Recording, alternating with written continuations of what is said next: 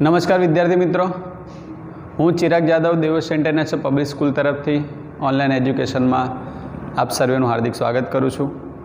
આજે આપણે ધોરણ 10માં સામાજિક વિજ્ઞાનમાં પ્રકરણ નંબર 8 કુદરતી સંસાધનો વિશેની આજે આપણે વાત કરીશું.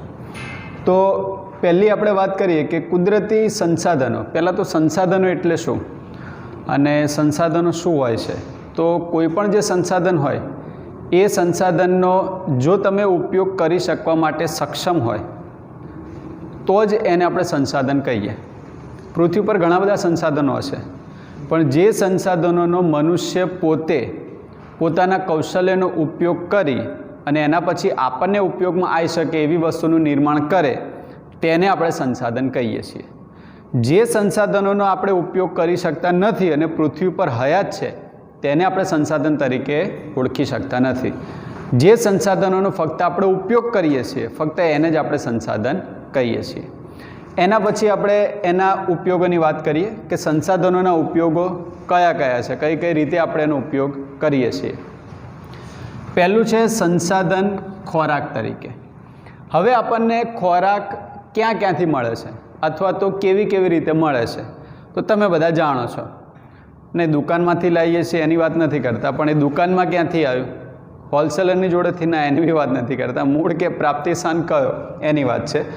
તો પહેલાં તો કુદરતી રીતે થતા ફળો, વિવિધ પ્રકારના પાકો, અનાજ છે, શાકભાજી છે, એ બધાનો એની અંદર સમાવેશ થાય. પછી દૂધ, આપણે જે પાલતુ પ્રાણીઓનો ઉપયોગ કરીએ છીએ દૂધ મેળવવા માટે તે, અને એ દૂધ અને દૂધની અંદરથી બનતી વિવિધ પ્રકારની બનાવટો. જે લોકો માંસાહાર લેતા હોય તો એ માંસ, માછલા, અને બીજું એક છે મધ. શું તમે જાણો છો કે મધ એક એવી વસ્તુ છે કે એની ક્યારે એક્સપાયરી ડેટ ના હોય.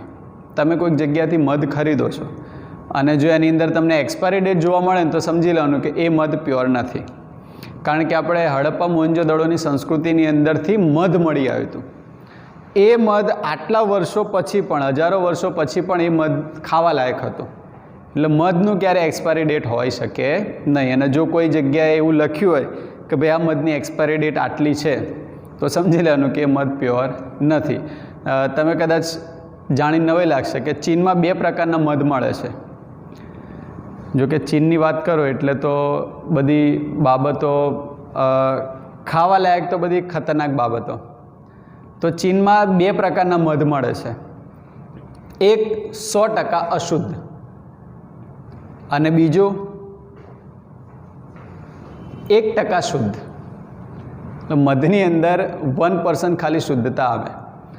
અને ચીન તો તમને દેશને જાણો જ છો કે કઈ રીતે કેવી વસ્તુઓ ખાય છે. ત્યાં ડુપ્લિકેટ દરેક વસ્તુ બને. તમને જાણી નવાઈ લાગશે કે ત્યાં ઈંડા પણ નકલી મળે છે. હલું આપણા મગજમાં એમ થાય કે ઈંડું નકલી કેમનું બનતું હશે. આપણે અહીંયા થોડા સમય પહેલાં પ્લાસ્ટિકના ચોખા આવ્યા હતા, તમે સાંભળ્યું હશે. તો આ બધી નકલી ડુપ્લિકેટિંગ વસ્તુઓ, બરાબર. એટલે આ તો ખાલી એક મધની વાત નીકળી એટલે મેં વાત કરી. મધ કે ઓરિજિનલ જે મધ હોય, આ બધી જ જે વસ્તુઓ છે એના આપણે ખાદ્ય સામગ્રી તરીકે ઉપયોગ કરીએ છીએ. એટલે આ જે સંસાધનનો ઉપયોગ થયો શેના તરીકે થયો? ખોરાક તરીકે થયો. હવે સંસાધનોના બીજા ઉપયોગની વાત કરીએ, કાચા માલના સ્ત્રોત તરીકે. એટલે કે આપણે સંસાધનને કાચો માલ ક્યાંથી આપણને પ્રાપ્ત થાય છે. આપણે જે કાચો માલ પ્રાપ્ત કરીએ છીએ શેના માટે પ્રાપ્ત કરીએ છીએ? ઉદ્યોગો માટે. એમાંથી આપણે જીવન જરૂરી ચીજ વસ્તુઓ બનાવીએ છીએ. હવે એ કાચો માલ આપણને ક્યાંથી પ્રાપ્ત થાય? તો સૌથી મોટો સ્ત્રોત છે જંગલો. જંગલોમાંથી આપણને કાચો માલ બહુ સારા એવા પ્રમાણમાં પ્રાપ્ત થાય છે. જેમ ઉદ્યોગો બદલાતા જાય એમ એના માટેના અલગ અલગ સ્ત્રોતો બદલાતા જાય. એના પછી છે પાલતુ પ્રાણીઓ. તો પાલતુ પ્રાણીઓની અંદરથી પ્રાપ્ત થતું ઊન અને બીજું છે માંસ અને ચામડા. આ બધી વસ્તુઓ એ કાચા માલ તરીકે આપણે ઉપયોગ કરીએ છીએ. અને હજી એક રહ્યું, જમીનની અંદરથી મેળવીએ છીએ ખનિજ અયસ્ક. એટલે કે કોઈપણ જે ધાતુ હોય ને એ ધાતુની કાચો માલ. આપણે કોઈપણ ધાતુ જે હોય જેમ કે લોખંડ છે, તો લોખંડનો જમીનમાંથી મળે તો આપણે એનો સીધો ઉપયોગ કરતા નથી. કેવી રીતે કરીએ છીએ? એને શુદ્ધ કરીએ છીએ. તો જમીનમાંથી જે કાચું લોખંડ મળે છે એને શું કહેવાય? લો અયસ્ક. એટલે એ અયસ્ક કહેવાય. ફોર એક્ઝામ્પલ એલ્યુમિનિયમ, તો એલ્યુમિનિયમ સીધી મળે છે? ના. તો શું મળે છે? એની કાચી ધાતુ કઈ? બોક્સાઇટ.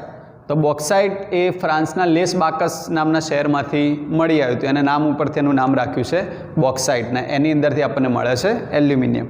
એટલે જે એલ્યુમિનિયમ જે મળે છે લો બોક્સાઇટ, એ બોક્સાઇટ એ અયસ્ક કહેવાય, એની કાચી ધાતુ કહેવાય.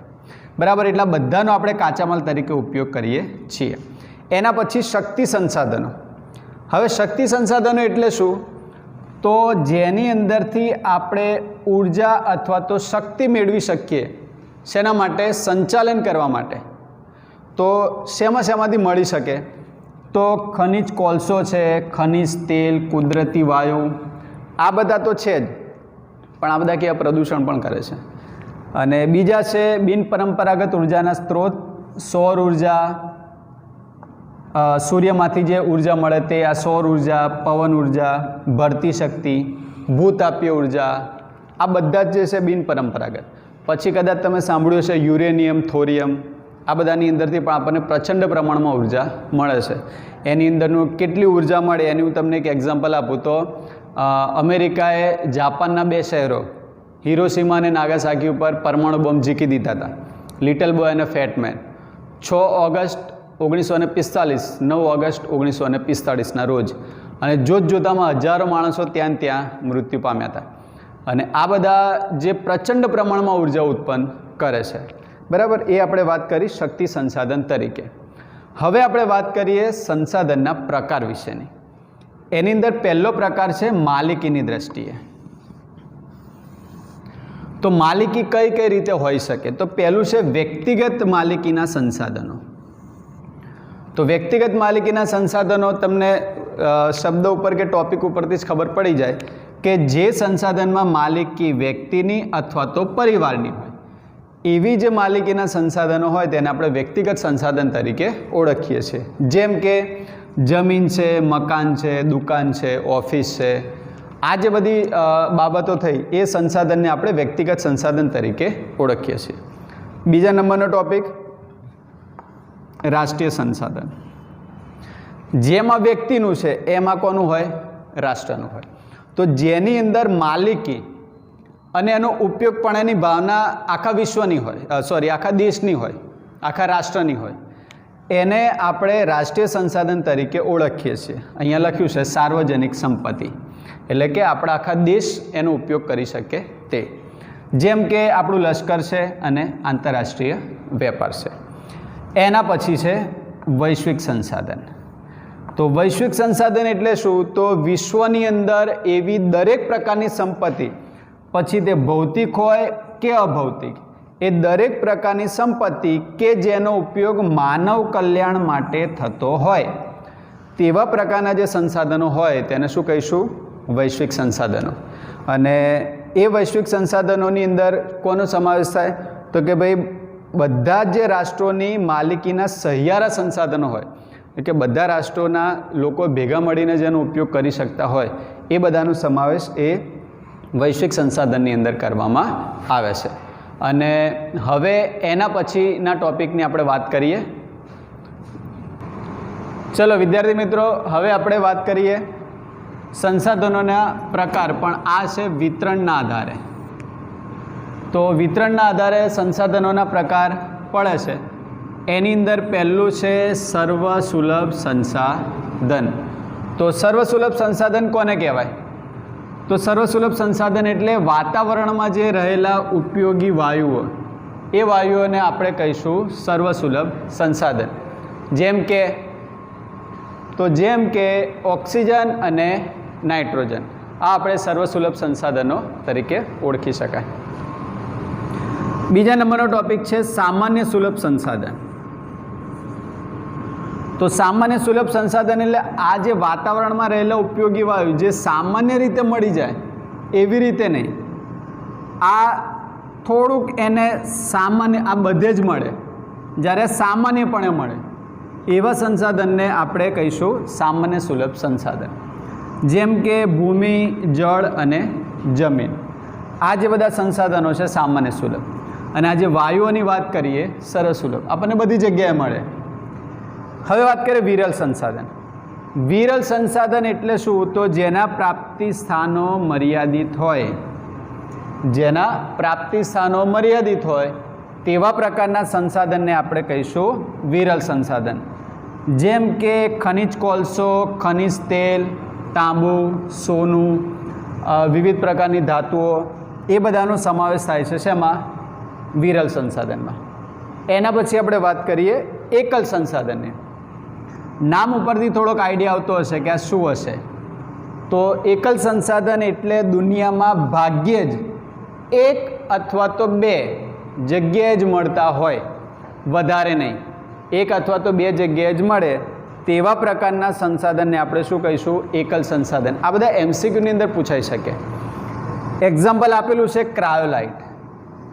જેમ કે ક્રાયોલાઇટ મળી આવે છે ગ્રીનલેન્ડમાંથી. આ એમસીક્યુ એવી રીતે પૂછાય કે નીચેનામાંથી ખાલી જગ્યાનો સમાવેશ એકલ સંસાધનમાં થાય છે. બીજા બધા ઓપ્શન આપ્યા હોય, અથવા તો એક માર્કમાં એ પણ પૂછાઈ શકે કે એકલ સંસાધનમાં કોનો સમાવેશ થાય છે, અથવા તો ક્રાયોલાઇટ ક્યાંથી મળી આવે છે. એ જ રીતે આમાંથી પણ એમસીક્યુમાં ગમે તે પૂછાય કે જે ઓક્સિજન અને નાઇટ્રોજન જેવા વાયુઓ છે એને કેવા સંસાધન કહેવાય? તો એ છે સર્વસુલભ.